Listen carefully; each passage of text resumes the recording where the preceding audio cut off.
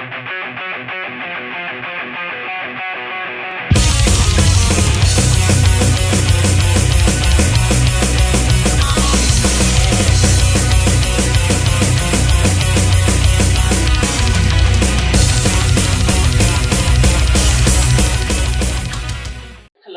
everyone, welcome to the MAIr YouTube channel where we bring reviews, interviews, gigs, festivals, news and much more into your living room. And here we are with Heidevolk. Last time we spoke about MAIr and we were with Koen behind the screen. And now we are in person and we have seen as well your gig here at the Academy supporting Elstrom. Whoa, what a gig! And I'm just giving the word to introduce yourselves. Well, cheers. Well, first of all, thank you for the kind words about the gig. It was a very lovely gig. People were in very early to see our show, so happy about that. Introducing myself, I am Ronald Roodbaard. I'm the bass player of Heidevolk. And I would be Jacco, and I'm one of the singers for Heidevolk. My name is Kevin, and I'm the drummer of Heidevolk. Amazing. So we got the names. Rowan, Jacob, and Kevin, and the gig, like it was a kind of full house, and everyone was sharing and being very engaged from the start on. So how was it to open for Elstrom? Well, actually, it's perfect to have this tour. I mean, we did a headline tour in January. And we played, yeah, exactly. We played like very long sets, so. Right now it's a bit back to basics. It's Hailstorm show, and we are opening the set, so we have 40 minutes. But you can see that a lot of people already know us, and they come to the set very early to see us, and that encourages us to, we haven't been a lot to the UK, but this encourages us to come back as soon as possible. Amazing. We would love to see tonight. We want to repeat. Well, already a repeat. And speaking about back to basics, so this tour is a bit shorter as your opener. So what different kind of gig is it? Like different songs? How different is this gig than album release? Especially because we haven't played the UK so much, or Ireland or Scotland, that we try to make a little bit of a mix and match between the newer songs from the newer album and of course some just a classic song that we used to play, just because it's new ground for us, it's new ground for a lot of people who are seeing us for the first time. It's a good way to get to know who we are, basically. Yeah, it's for us the first time of seeing Heidevolk. Nice. About the world tour. So how do you think you fit with Korpiklaani that is bit more pirate, much more folk? And also, well, they have a big blown up full-blown pirates. Yeah. So. Well, we have been playing with Korpiklaani before, so that match was already there. We both tap from, not exactly the same sources, but we're more on the folky side of stuff. Yeah. And we knew that was a good match. And yeah, for Hailstorm, you've been touring with them. It's a good thing, you have. Kind of folky, then you got full-blown folk and party, and then you have big party. So it's going well in the evening. And yeah, what Jacco says, we have been touring with Hailstorm for the first time in 2009. Well, long ago. Yeah. And then we did a mainland Europe tour with Tour and with Hailstorm, and they were also headlining then. And after, just 1 month before the tour, a UK leg got announced, but we could not make it to the UK leg. So I see this a bit of like after 50 years, the missing UK leg. And what was the specific reason that you couldn't make the UK leg? Well, back then, we all have day jobs next to our band, and back then the members that were in the band had a more difficult time to plan free from work. So nice. So Kevin, you are going to tour a lot now, right? Yes, we are actually touring a lot now. Because we did the January tour, it was like 10 days tour. Then we got back home, and after a week we went to Miami to do the 70k cruise. That was really cool. Then we got back, and now we're already doing this run. So yeah, it's quite a lot, especially that the album has released some time ago. Yeah. And you mentioned, Kevin, 7,000 tons of metal, and it's some time ago we heard stories about 7,000 of tons, but what we heard, it's great festival where you are in your bikini or somewhere. And I love to be in my bikini, absolutely. Yeah, I mean, for sure. I mean, it's an experience that you will never forget. I mean, it's such a nice mix of bands and audience. You know, there's no backstages. Everyone is mixing. You know, you're talking to everyone, especially people you haven't talked to for a long time. You know, because you didn't get a chance. A lot of them are on the boat, and you know, this is a real nice way to reacquaint. Yeah, the vibe is really good. Yeah, yeah, you get to meet people you know already, and new people, you know, especially now after a couple of years of COVID and everything. This was a really nice place to get it. Yeah, and it's with summer during winter, so yeah. metal boats, summer during winter, what's not to like? Cocktails. Cocktails, yes. Yeah. Absolutely. Gym for Gym. you.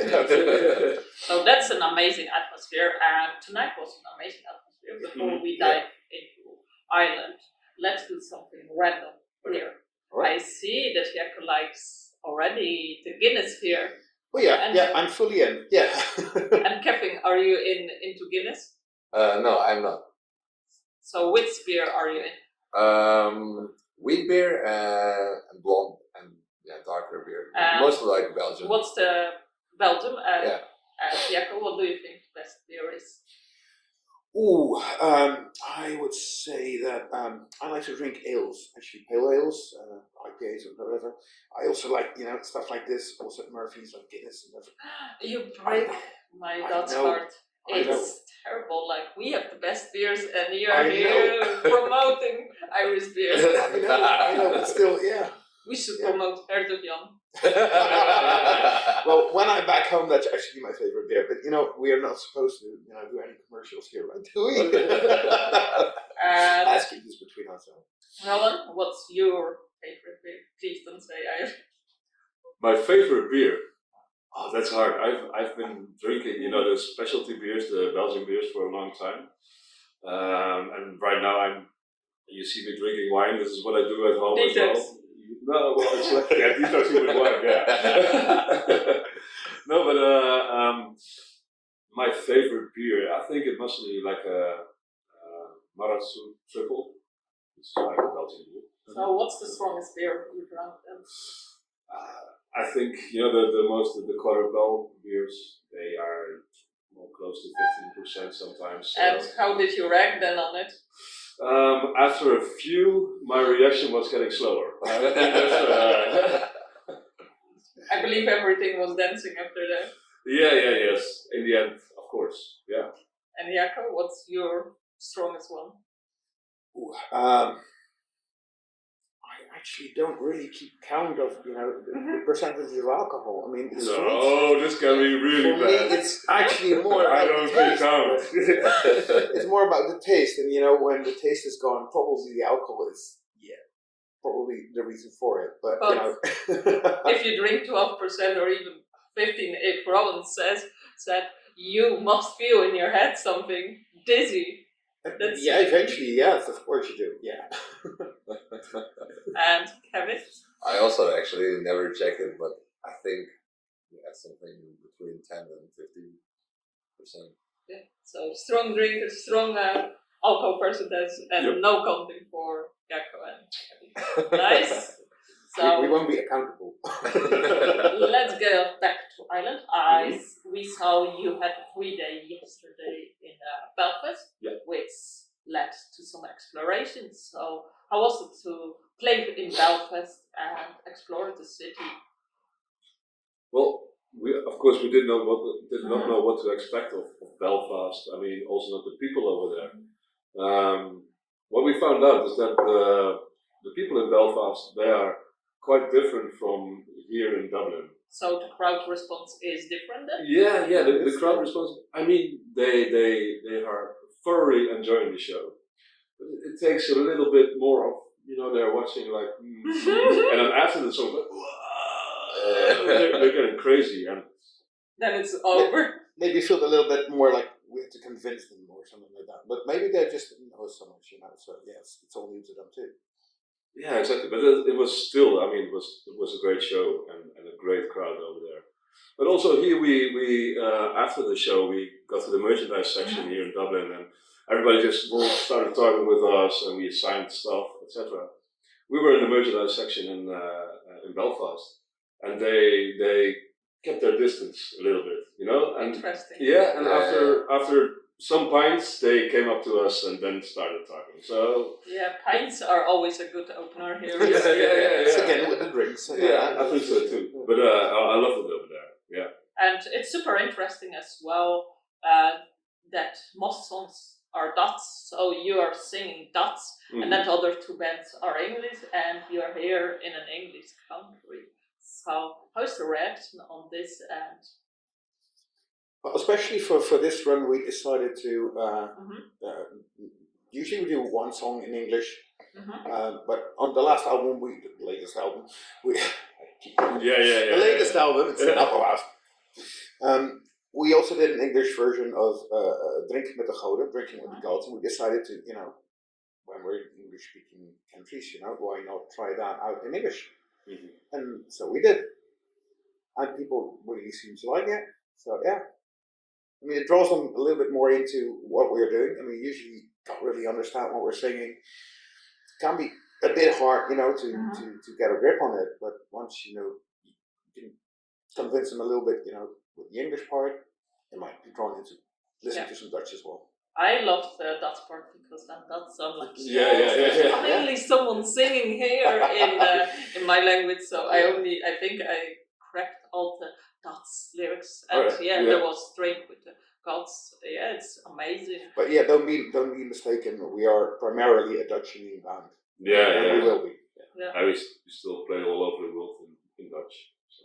Yeah, and it's super nice, I would say, because it really stands out. It's something different, and I think it also brings out the pagan music you have, like the Dutch paganism and so on. So that's super nice. So you have played now for the second time, like Heidevolk here, now a bit shorter. So what's next on the horizon for Heidevolk? More touring. More of that. Yeah. We're definitely not done. We did not do like a big tour back in 2023 when the album got released, and that was still due to the after effects of COVID. Very hard to get a normal tour, very hard to get a normal bus, etc. But now the road is open again, so we are definitely planning on more touring.